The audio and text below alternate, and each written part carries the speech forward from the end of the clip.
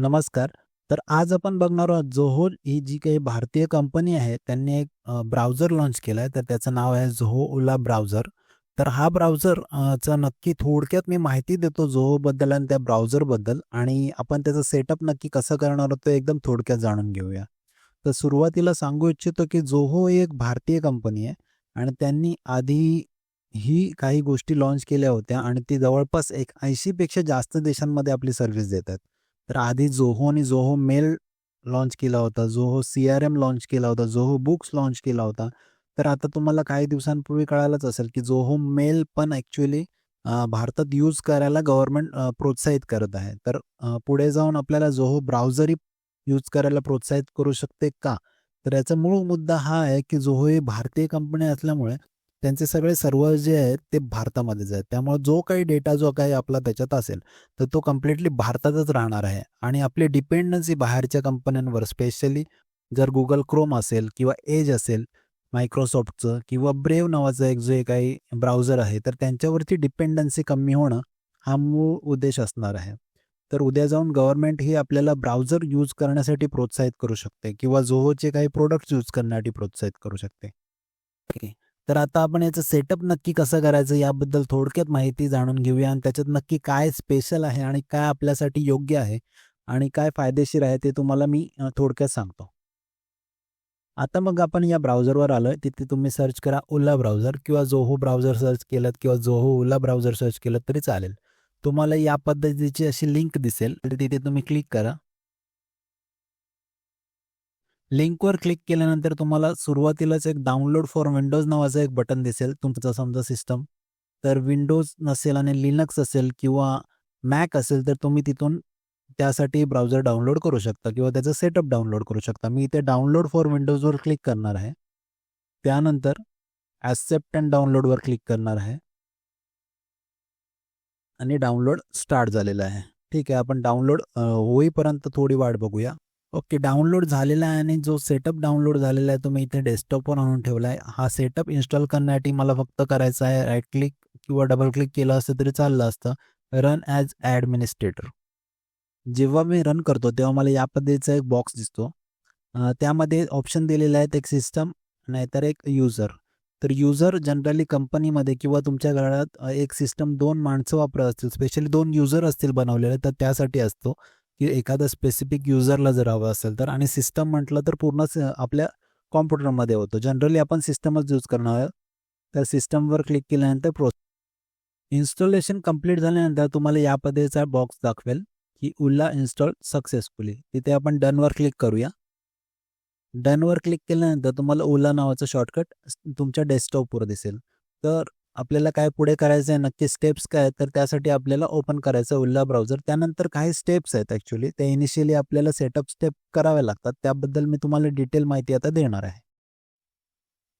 Open केल्यानंतर तुम्हाला इथे लेट्स गेट यू सेटअप नावाचं आहे. तिथे त्यांनी ॲक्च्युअली सुरुवातीलाच त्यांचे जे काही की कन्सेप्ट आहेत ते त्यांनी मेन्शन केलेले ते तुम्हाला दिसतील. प्रायव्हसी, सिक्युअर आणि सुपरफास्ट. प्रायव्हसी म्हणजे ते आपला डेटा कुठेही शेअर करत नाही असं त्यांनी सांगितलेलं आहे. दुसरी गोष्ट तर कोणतेही ट्रॅकर्स नाही आहेत. जे काही ट्रॅक करू शकतात आपला डेटा किंवा आपलं काही जे काही हालचाली असतील त्या ट्रॅक करू शकतो असं कुठला ट्रॅकर नाही आहे. सिक्युअर्ड आहे आणि सुपरफास्ट आहे. मोस्टली हा ॲक्च्युअली क्रोमियम बेस्ड आहे. त्यामुळे याचा प्लस पॉइंट असा आहे, की जे काही क्रोमचे एक्सटेन्शन्स आहेत, ते तुम्हाला इथे जशा तसे वापरता येतील. पुढे जाऊन आपल्याला इथे त्यांनी सांगितलं, की प्रोफाईल नेम मी लगेच प्रोफाईल नेम देऊन टाकतो.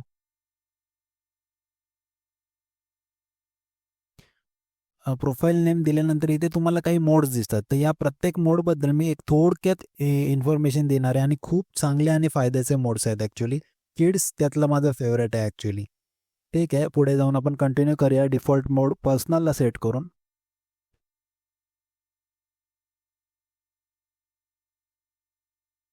इथे पासवर्ड विचारतोय किड्स मोडसाठी तर किड्स मोडच्या वेळी पासवर्ड तुम्हाला लागेल. का लागेल, कशासाठी लागेल ते मी पुढे जाऊन तुम्हाला सांगतो.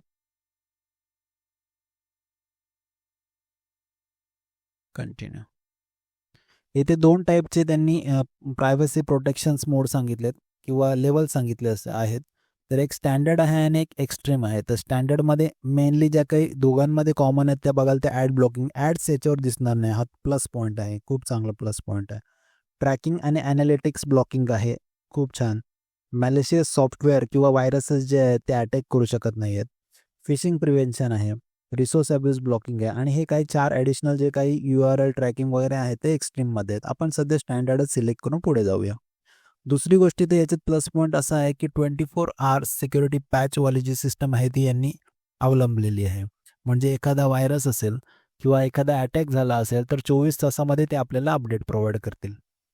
पुढे जाऊन यांनी डॅशबोर्ड सेटिंग्स नावाचं जे काही दिसतंय, तर तिथे आपण स्मार्ट डॅशबोर्ड आणि मिनिमल डॅशबोर्ड. मिनिमल डॅशबोर्ड हा मोस्टली मला Google Chromeसारखा दिसतो आणि स्मार्ट डॅशबोर्ड हा मला Braveसारखा दिसतो. तर स्मार्ट डॅशबोर्ड आपण सिलेक्ट केलं आणि कंटिन्यू करूया. इथे जर ब्राउझर थीम म्हणालीत तर लाईट आणि डार्क. आपण डार्क सिलेक्ट करूया आणि कंटिन्यू करूया. याबद्दल ज्या काही सेटिंग्स आहेत त्या ॲक्च्युअली इनिशियलीच आपल्याला करून घेता आहेत, ज्यामुळे खूप जणांना सेटिंग्समध्ये जाऊन काही गोष्टी कळत नाही. ते इनिशियली सेटअपमध्ये सगळ्या गोष्टी क्लिअर होत आहेत तिकडे. इथे त्यांनी सर्च इंजिन नावाचं जे काही गोष्ट असते, ती म्हणजे आपण जेव्हा Googleवर सर्च करतो, Google म्हणण्यापेक्षा आपण जेव्हा सर्च करतो, तेव्हा ते नक्की कुठल्या सर्च इंजिन थ्रू सर्च होत आहे, यावर डिपेंड करतं. तर सध्या मी Google सिलेक्ट करतो. Google आणि Google Chrome या दोन्ही वेगवेगळ्या गोष्टी आहेत. तर Google ही जी काही हे जे काय आहे ते सर्च इंजिन आहे आणि Google Chrome म्हणजे ब्राउझर आहे. त्याच्या जागी आपण अल्टरनेट Zoho Ola ब्राउझर वापरतोय. सर्च इंजिन आपण Googleच वापरू, जे आपल्यासाठी ॲक्च्युअली रेग्युलर यूजसाठी बेस्ट आहे. कंटिन्यू करूया. Import data. ते इम्पोर्ट डेटा जर तुमचे काही बुकमार्क्स हिस्ट्री असेल तर इम्पोर्ट करू शकता. सध्या आपण स्किप करूया. Sign in and sync. काही जर तुमचा डेटा बुकमार्क्स वगैरे तुम्हाला स्टोअर करायचा असेल, सिंक करायचा असेल तर तो इथे करू शकतो. आपण स्किप अँड स्टार्ट ब्राउझिंग करूया. याचा उपयोग नंतर मेलसाठी होऊ शकतो या साइन इनचा. तर सध्या आपण फक्त ब्राउझरच बघतोय. सो ब्राउझरकडे स्किप अँड स्टार्ट ब्राउझिंग. तर आता ही मेन स्क्रीन आहे ॲक्च्युअली ब्राउझरची. तर इथे तुम्ही बघू शकता की आपल्याला लगेच दिसते इथे स्क्रीन सेन्स नावाची जी काही गोष्ट आहे. तर स्क्रीन सेन्स या गोष्टीवर आपण म्हणू शकतो की ॲक्च्युअली आपण किती वेळ या ब्राउझरवर घालवतोय याबद्दलची माहिती इथे दाखवणार आपल्याला, की आपण किती वेळ घालवला. दिवसातून 1 तास घालवला, 2 तास घालवला, तो पूर्ण टाईम आपल्याला इथे दाखवणार. नंतर मग प्रायव्हसी रिपोर्ट जो काही पाहाल तर इथे ॲक्च्युअली ना आपल्या सिस्टमवर खूप सारे अटॅक्स होतात किंवा खूप सारे ट्रॅकर्स लावलेले असतात. तर त्या ट्रॅकर्स ब्लॉक करायचं हे काम करतो. किती ट्रॅकर्स आले होते आणि किती ट्रॅकर्स ब्लॉक केलेत ही सगळी माहिती इथे दाखवतो. यानंतर पुढे आपण पाहिलं तर इथे मोड्स दिलेत.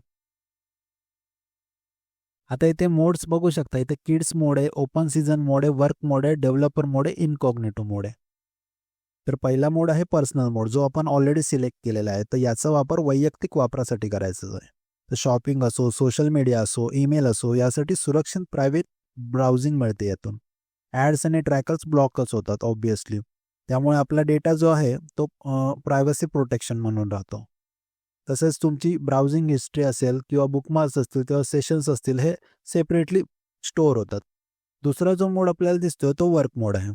तर ऑफिस असो किंवा आपले जे काही दुसरी कामं असतील तर फोकस ब्राउझिंग एन्व्हायर्नमेंट त्यामध्ये असतो. तर याच्यात काही डिस्ट्रॅक्शन मिळणार नाही. तुम्ही नोटिफिकेशन ब्लॉक केलेले असतात, ॲड्स ब्लॉक केलेले असतात, सोशल मीडिया साईट्स ब्लॉक केलेले करता येऊ शकतात आपल्याला त्यामध्ये.